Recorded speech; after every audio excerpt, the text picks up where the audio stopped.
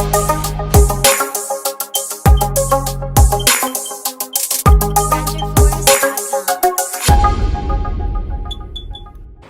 Video में हम topic ले रहे हैं ऑब्जेक्टिव्स ऑफ बिजनेस।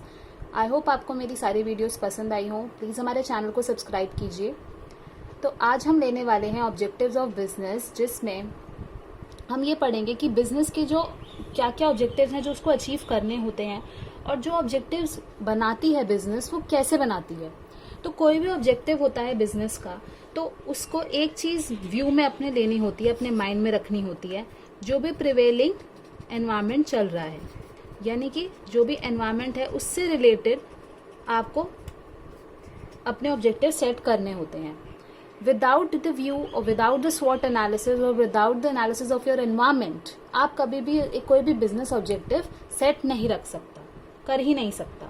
तो उसको अपने एनवायरनमेंट को देखना होगा, उसको एनालिसिस करना होगा और उसके अकॉर्डिंग अपने ऑब्जेक्टिव्स को सेट करना होगा। जब भी ऑब्जेक्टिव्स होते हैं, ऐसा नहीं है कि किसी एक चीज़ पे, एक पर्टिकुलर चीज़ पे होता है, बहुत सारी चीज़ें आती हैं, उसमें बहुत सारे डायमेंशंस आते हैं। तो इसीलिए हम ऑब्जेक्टिव्स को हमेशा एक मल्टी डायमेंशनल इन नेचर बोलते हैं, क्योंकि ये किसी एक स्पेसिफिक चीज़ के लिए नहीं बना होता। ये हर एस्पेक्ट से जो भी बिजनेस होता है उसको जो अचीव करना है, वो सिर्फ एक ऑब्जेक्टिव तो हो नहीं सकता ना, बहुत सारे होंगे और अलग अलग फील्ड में होंगे जो भी बिजनेस काम कर रहा है उसके हिसाब से, राइट। ऑल्सो जब भी हम ऑब्जेक्टिव कहते हैं तो हमारे माइंड में आता है प्रॉफिट। भाई बिजनेस ने प्रॉफिट कर लिया, काफ़ी है, ख़त्म कहानी। बट आज के हमारे एनवायरनमेंट में, आज के टाइम पे सिर्फ प्रॉफिट से कुछ नहीं होता। आपको सारी चीज़ें देखनी होती हैं, आप कैसे सर्वाइव करेंगे, अपने बिजनेस को कैसे ग्रो करेंगे। तो growth, survival, profit and also how you will serve your society, how your business can help the society, the community you are living in, ये चीज़ें भी बहुत ज़्यादा इंपॉर्टेंस रखती हैं। तो इसीलिए ऑब्जेक्टिव्स ऑफ बिजनेस सिर्फ प्रॉफिट नहीं बल्कि उससे कहीं ज़्यादा है। तो ऑब्जेक्टिव्स ऑफ बिजनेस को दो पार्ट्स में अगर हम देखें, दो पार्ट्स में डिवाइड करके, तो एक होता है हमारे पास इकोनॉमिक एनवायरनमेंट, इकोनॉमिक ऑब्जेक्टिव्स, और एक होता है हमारे पास सोशल ऑब्जेक्टिव्स। तो इकोनॉमिक ऑब्जेक्टिव सारे रिलेटेड टू बिजनेस है, और सोशल ऑब्जेक्टिव जिस सोसाइटी में, जिस कम्युनिटी में वो बिजनेस काम कर रहा है उसके ऑब्जेक्टिव्स वो सेट करता है। तो इकोनॉमिक ऑब्जेक्टिव्स हमारे कौन कौन से होते हैं, जैसे मैंने बोला कि सिर्फ प्रॉफिट तो नहीं है बट प्रॉफिट अर्निंग भी है, एक ऑब्जेक्टिव तो होगा ही होगा। तभी तो बिजनेस के पास पैसा आएगा, तभी तो बिजनेस अपने आप को ज़्यादा एक्सपैंड कर पाएगी। तो इकोनॉमिक ऑब्जेक्टिव में सबसे पहला ऑब्जेक्टिव होता है प्रॉफिट अर्निंग का। तो प्रॉफिट, सर्वाइवल और ग्रोथ दोनों के लिए बहुत ज़्यादा इंपॉर्टेंट है।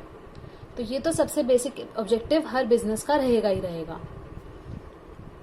हो सकता है वो नॉट फॉर प्रॉफिट ऑर्गेनाइजेशंस हो, तो उनका सिर्फ एक सर्विस देना, और जैसे एनजीओज होते हैं और जो ऐसे सर्विसेज देते हैं सोसाइटी के लिए, जो काम करना चाहते हैं, जो सोसाइटी के जो लोग हैं उनकी वेलफेयर के लिए काम करना चाहते हैं, तो उनका सिर्फ एक मोटिव प्रॉफिट अर्निंग नहीं होता। बट हाँ, वो चाहते हैं कि डोनेशन ज़्यादा आए, सब्सक्रिप्शन ज़्यादा आए। तो इकोनॉमिक ऑब्जेक्टिव्स की बात की जाए तो सबसे पहला प्रॉफिट अर्निंग हमारा कोई भी बिजनेस का ऑब्जेक्टिव होगा। The next is creation of customers. भाई कस्टमर से ही तो बिजनेस बनता है, अगर कस्टमर्स ही नहीं हैं तो कहाँ से बिजनेस, कितना चल जाएगा, ठीक है। तो जितना ज़्यादा कस्टमर्स आप, जो आपके अभी रिलेटेड जो इस टाइम पे एट अ टाइम जो आपके पास कस्टमर्स हैं वो तो हैं आपके, लेकिन आप और चाहेंगे कि और क्रिएट हो, और एडिशंस हो, और एक्सपैंड हो आपका बिजनेस। तो क्रिएशन ऑफ कस्टमर भी एक आपका एक इकोनॉमिक ऑब्जेक्टिव होता है, जो आपको हेल्प करेगा in profit earning as well as in different objectives as well. Now the third economic objective is utilisation of resources. Utilisation of resources मैंने कई बार आपको प्रीवियस वीडियोस में भी बताया है कि एफिशिएंट यूज़ ऑफ रिसोर्सेज, जो भी रिसोर्सेज अवेलेबल हैं बिजनेस के पास, क्योंकि हमारे पास रिसोर्सेज बहुत लिमिटेड होते हैं, तो उनका यूज़ बहुत इंपॉर्टेंट होता है। अगर आपने बिजनेस ने रिसोर्सेज को गलत इस्तेमाल कर दिया और वेस्टेज हो गया, तो कभी भी बिजनेस ज़्यादा ग्रो या सर्वाइव नहीं कर पाएगा उस मार्केट में, इसीलिए यूटिलाइजेशन ऑफ रिसोर्सेज पे बहुत ज़्यादा फोकस किया जाता है और कोशिश की जाती है कि उस रिसोर्सेज की बहुत ज़्यादा एफिशिएंट यूज़ हो और बहुत सही जगह पे यूज़ किया जाए। जो भी प्रायोरिटी है बिजनेस की, जो भी प्रायोरिटी एस्पेक्ट है, उस पर रिसोर्सेज यूज़ हो और अच्छे से यूज़ हो, कोई वेस्टेज ना हो, इस बात का ध्यान दिया जाता है। Then we have increasing productivity.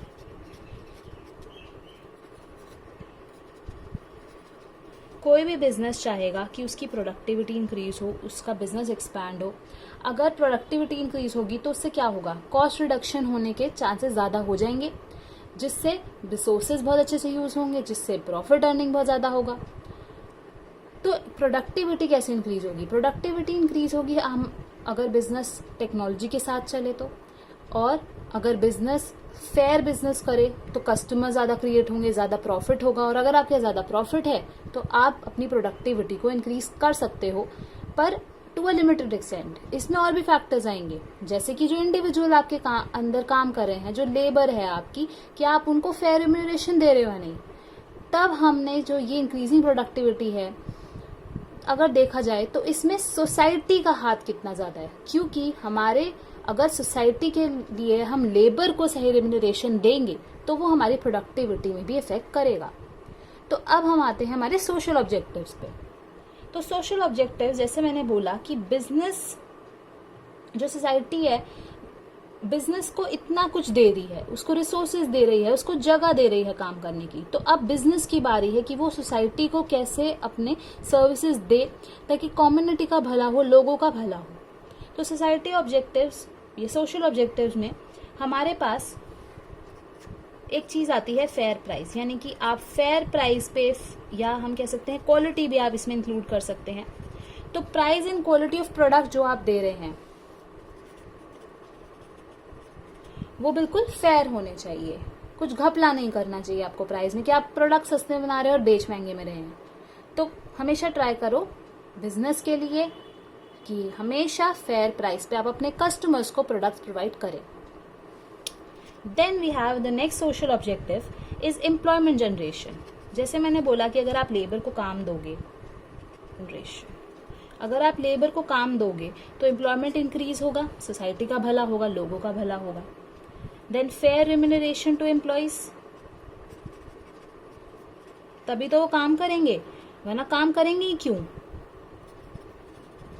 और काम करेंगे नहीं तो आपका बिजनेस कहाँ ही जाएगा, है ना भाई, वहीं खड़ा रहेगा और धीरे धीरे बंद हो जाएगा।